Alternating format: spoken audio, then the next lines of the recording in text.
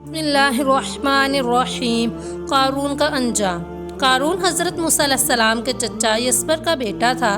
بہت ہی شکیل اور خوبصورت آدمی تھا، اسی لیے لوگ اس کے حسن و جمال سے متاثر ہو کر اس کو منور کہا کرتے تھے۔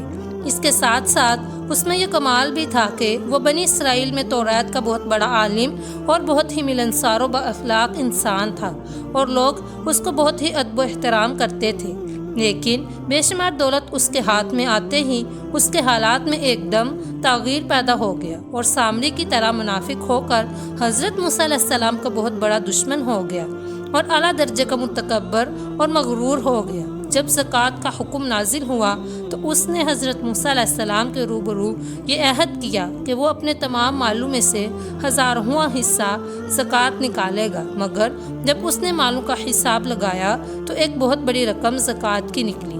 یہ دیکھ کر اس پر ایک دم حرص و بخل کا بھوت سوار ہو گیا، اور نہ صرف زکوٰۃ کا منکر ہو گیا بلکہ عام طور پر بنی اسرائیل کو بہکانے لگا کہ حضرت موسیٰ علیہ السلام اس بہانے تمہارے مالوں کو لے لینا چاہتے ہیں، یہاں تک کہ حضرت موسیٰ علیہ السلام سے لوگوں کو مرگزشتہ کرنے کے لیے اس خبیث نے یہ گندی اور گناؤنی چال چلی کہ ایک عورت کو بہت زیادہ مال و دولت دے کر آمادہ کر لیا کہ وہ آپ پر بدکاری کا الزام لگائے۔ چنانچہ اس وقت کہ حضرت موسیٰ علیہ السلام وعظ فرما رہے تھے، قارون نے آپ کو ٹوکا کہ فلانی عورت سے آپ نے بدکاری کی ہے۔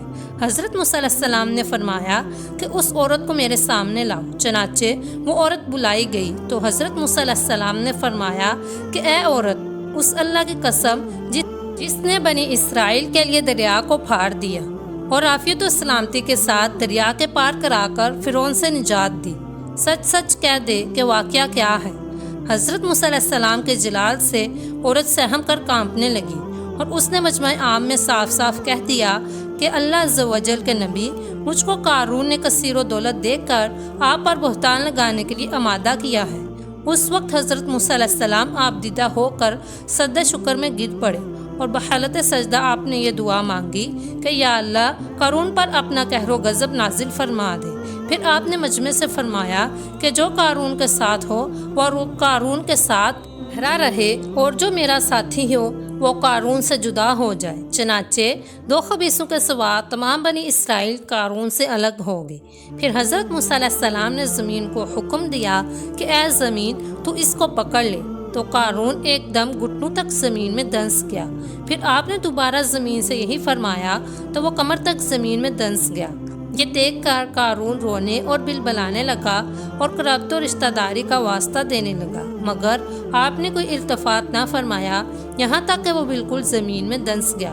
2 منحوس آدمی جو قارون کے ساتھی ہوئے تھے لوگوں سے کہنے لگے کہ حضرت موسیٰ علیہ السلام نے قارون کو اس لیے دنسا دیا ہے تاکہ قارون کے مکان اور اس کے خزانوں پر خود قبضہ کر لے۔ تو آپ نے اللہ تعالیٰ سے دعا مانگی کہ قارون کا مکان اور خزانہ بھی زمین میں دنس جائے۔ چنانچہ قارون کا مکان جو سونے کا تھا اور اس کا سارا خزانہ بھی زمین میں دنس گیا۔ قارون کا خزانہ، اس کو قرآن کریم کی زبان سے سنیے۔ اللہ تعالیٰ کا ارشاد ہے کہ ہم نے قارون کو اتنے خزانے دیے تھے کہ ان خزانوں کی کنجیاں ایک مضبوط اور طاقتور جماعت بمشکل اٹھا سکتی تھی۔ قرآن مجید میں ہے، ترجمہ کنز الایمان، بے شک قارون موسیٰ کی قوم سے تھا، پھر اس نے ان پر زیادتی کی، اور ہم نے اس کو اتنے خزانے دیے جن کی کنجیاں ایک زوراور جماعت پر باری تھی۔ حضرت موسیٰ علیہ السلام کی نصیحت۔ حضرت موسیٰ علیہ السلام نے قارون کو جو نصیحت فرمائی وہ یہ ہے کہ جس کو قرآن مجید نے بیان فرمایا۔ اس خیر خواہی والی نصیحت کو سن کر قارون حضرت موسیٰ علیہ السلام کا دشمن ہو گیا۔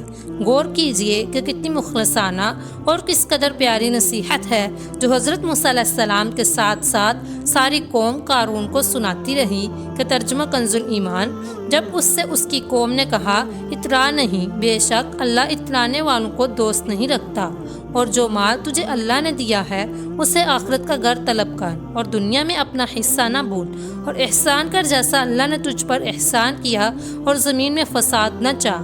قارون نے اپنے مال کے گھمنڈ میں اس مخلصانہ نصیحت کو ٹھکرا دیا، اور ہوب بن سور کر تکبر اور غرور سے اتراتا ہوا قوم کے سامنے آیا اور حضرت موسیٰ علیہ السلام کی بدگوئی اور اظہار ثانی کرنے لگا۔ اس کا نتیجہ کیا ہوا؟ اس کو قرآن کی زبان سے سنیے اور خدا کی اس قہرانہ گرفت پر خوف الہی سے ٹھہراتے رہے۔ ترجمہ کنز الایمان۔ تو ہم نے اسے اور اس کے گھر کو زمین میں دنسا دیا، تو اس کے پاس کوئی جماعت نہ تھی کہ اللہ سے بچانے میں اس کی مدد کرتی، اور نہ وہ بدلہ لے سکا۔ درس ہدایت۔